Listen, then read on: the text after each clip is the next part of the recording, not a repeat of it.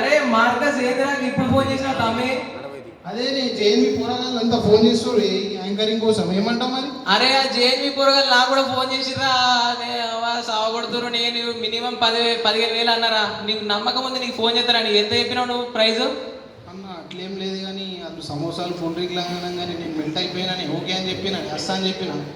అరే ఇందిరా మార్కస్, నువ్వు నా డీజే చేసి గంగల పడేసి గంగాస్వరం అన్నట్టు చేసేసినావు కదరా.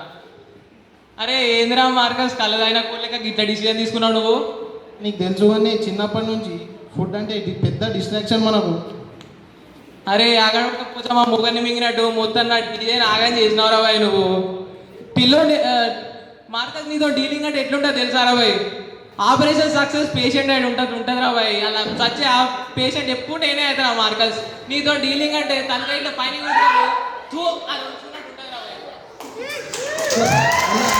అందుకే నాకు బాగుంటుంది అన్న.